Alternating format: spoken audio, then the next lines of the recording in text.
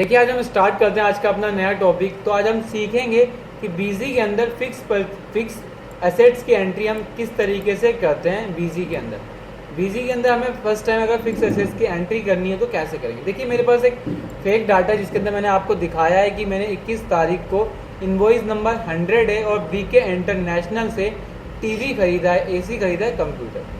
सबसे पहले समझते हैं फिक्स एसेट्स क्या होती है। फिक्स एसेट्स वो संपत्ति होती है जो लॉन्ग टर्म के लिए हम यूज करते हैं। क्या करते हैं? जो लंबे समय के लिए यूज की जाती है वो हमारी क्या होती है? फिक्स एसेट्स होती है। क्या होती है? हमारी फिक्स एसेट्स होती है। क्लियर है?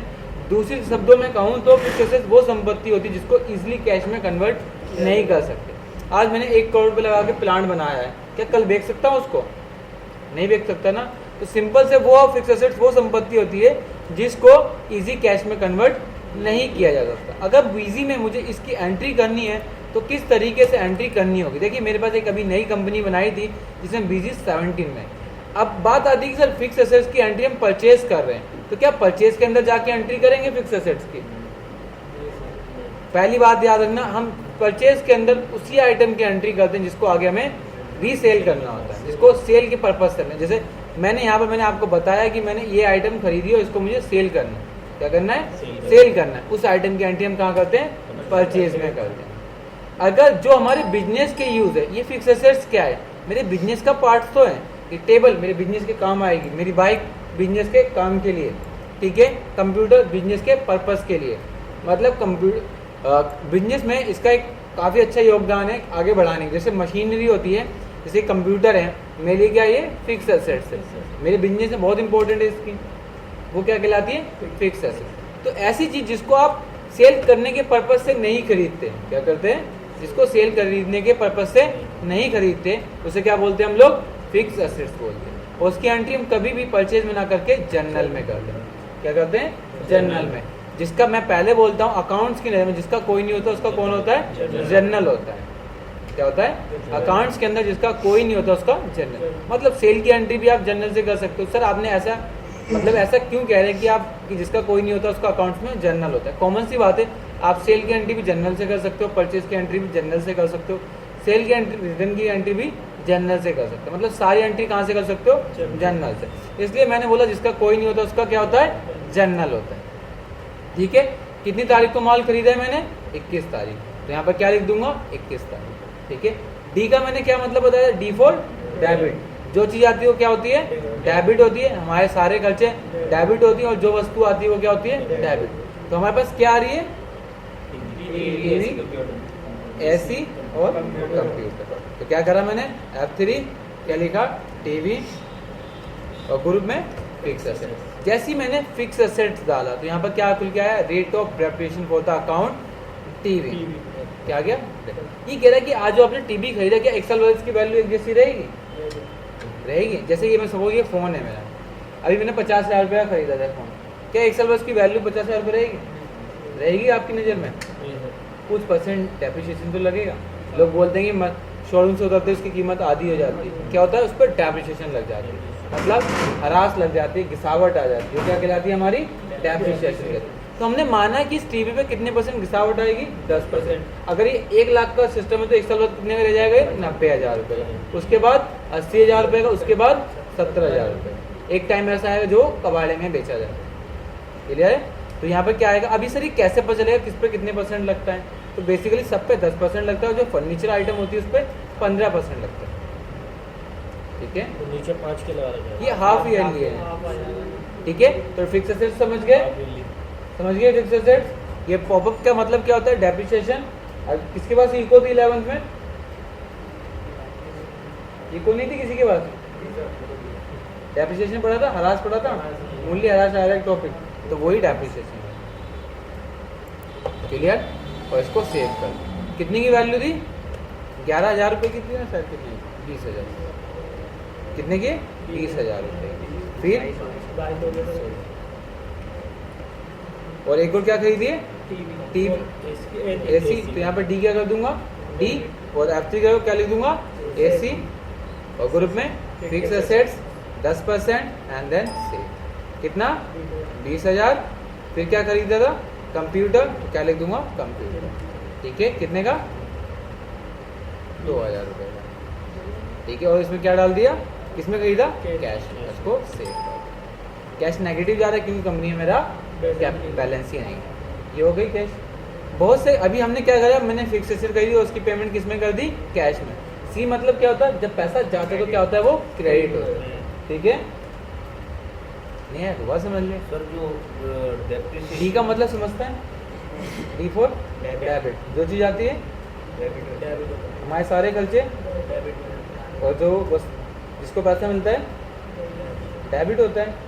डेबिट होता है ना, 3 चीज़ें बताई थी ना। जो वस्तु आती है वो क्या होती है, डेबिट। हमारे सारे एक्सपेंस क्या होते हैं, ठीक है, और जिसको पैसा मिलता है वो क्या होता है, डेबिट होता है।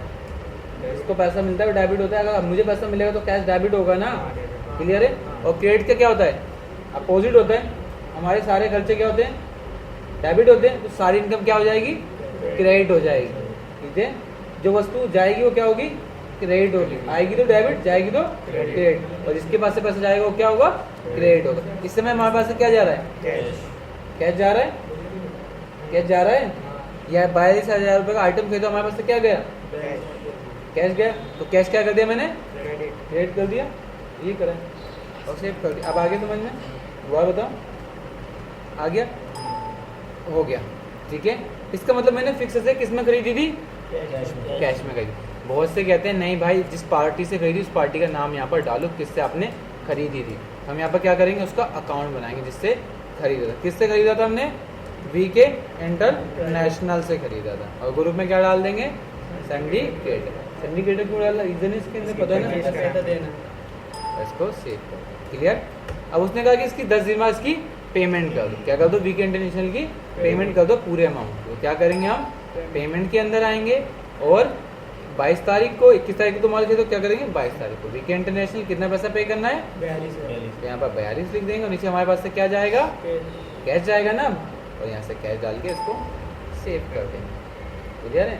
अब ओल्ड प्लस एल करके उसका जब लेजर देखेंगे तो उसके लेजर में हमें क्या दिखाएगा, 0 वैल्यू। क्या नाम था, तो इसको शो कर देंगे।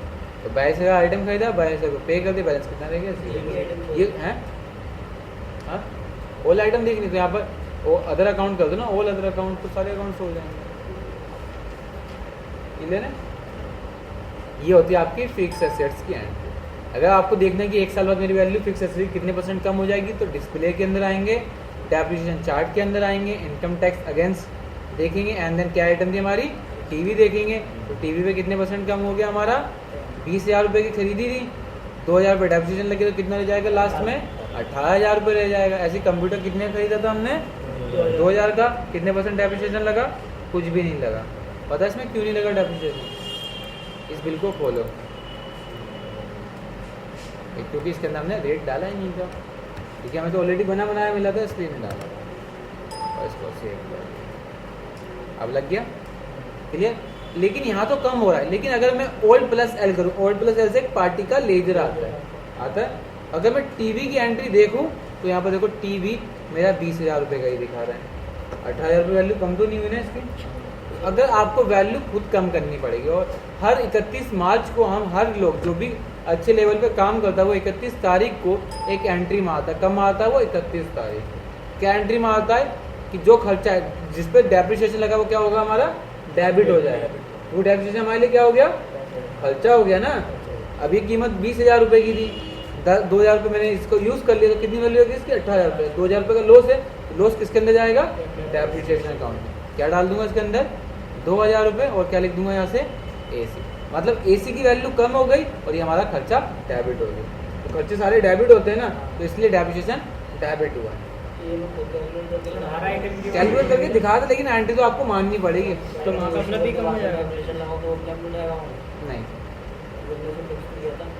फिक्स तो किया था, लेकिन वो वहाँ दिखा रहा है रिपोर्ट में, लेकिन इसकी एंट्री तो माननी पड़ेगी ना इंडिविजुअली। अब एंट्री कब मारोगे पता है, ठीक है। एक चीज़ और हो सकती है इसके अंदर, हाँ अब देखो बहुत सारा सही बोला इन लोगों ने, प्रोविजन होना चाहिए और इसका प्रोविजन भी है। कि बोल रहा है कि जो डेप्रिसिएशन की एंट्री आपको मारनी है उसके लिए आप क्या दबाओ, उसके लिए F4 बटन दबाओ। क्या दबाओ, F4 दबाओ। ये बोल रहा है ऑल अकाउंट, मतलब सभी आइटम को डेप्रिसिएशन लगाना है, मैंने बोला सभी पे लगाना। मैं ऑल करूंगा, ये बोल रहा है किसके अंदर, मैंने बोला जनरल के अंदर, कौन सीरीज में, मेन सीरीज में। तारीख 31 मार्च मैं इंटर मारूंगा तो देखिए मेरी तीनों पे एक एक करके एंट्री हो गई ऑटोमेटिक। ठीक है, ये हो गई। अब मैं ओल्ड प्लस एल करके उसका लेजर देखूं टीवी का, क्या 2000 रुपये की एंट्री शो हो रही है? ठीक है, सिंगल अकाउंट करो और चेक करो 2000 हो रही है, लेकिन अभी भी शो नहीं हो रही, शायद कुछ और दिक्कत हो गई है। दोबारा देखता हूँ, डेप्रिसिएशन के अंदर आऊँगा। पता है अभी ये क्वेश्चन हम यहाँ पर क्यों आ गए ऐसे क्वेश्चन, उन्होंने बोला कि सर जो आप 2000 रुपये की एंट्री मार रहे हो, क्या बिजी इसको मैनुअली नहीं कर सकता, बिजी ऑटोमेटिक नहीं कर सकता, कि मैं इसको क्यों मार दानिश कि मतलब अपने आप ही कर दे, एक साल बाद अपने आप ही कर दे। तो हम लोगों को क्या करना पड़ता है, हम लोगों को मैनुअली आके एंट्री मारनी पड़ती थी 2000 रुपये, और टीवी या एसी जो आपको लगाना था वो लगाते आप लोग यहाँ से, और इसको फिर आप इसको सेव कर दें। ठीक कर दे ना, ये एंट्री हमें पता नहीं कितनी बार करनी पड़ती ना हमें, उतनी जितनी फिक्स एसेट्स होंगी, आइटम नहीं फिक्स एसेट्स। ठीक है, तो हम यहाँ आएंगे, अब दोबारा चेक करते हैं कि ऐसा क्यों नहीं हुआ। तो हमने क्या दबाया एंट्री पोस्ट करने के लिए, F4 दबाया। इससे पूछा, मैंने बोला सिलेक्ट अकाउंट, किस अकाउंट्स में, मैंने बोला मेन अकाउंट्स के अंदर, तारीख 31। ये डेप्रिसिएशन अकाउंट किसके अंदर जाएगा, मैंने बोला डेप्रिसिएशन अकाउंट्स के अंदर जाएगा, और इसको सेव करा। यू आर यूजिंग डेमो, ये बोल रहा है you are using demo copy, इसलिए एंट्री नहीं हुई थी। ठीक है, F4 डेमो कॉपी भी कितने दिन के लिए काम कर सकते हैं, 30 दिन के लिए। ये रीज़न हो गया था उस वक्त जो एंट्री आपकी ट्रांसफ़र नहीं हुई थी, इसलिए 30/4। जैसे इसमें आपका डेप्रिसिएशन 1 साल में लगता है, आप अगर इसकी अगर डेट 31 की बजाय अगर 1 महीने या 2 महीने का टाइम पीरियड ले लो, तो उसके हिसाब से जो रेशियो के हिसाब से भी लगा दें, परसेंटेज कम हो जाएगा ना। हाँ, परसेंटेज बिल्कुल कम हो जाएगा। आ गया अपने आप, हो गया। अब ये कर सकते हैं, क्लियर है। अब डेप्रिसिएशन लगाना भी आ गया, डेप्रिसिएशन की एंट्री परचेज करनी भी आ गई। फिक्स एसेट, अगर फिक्स एसेट को सेल करेंगे तब क्या करेंगे, सेल करनी हो फिक्स एसेट कैसे करेंगे, क्या करेंगे, कहाँ पर आएंगे, जनरल में ही होगी भाई।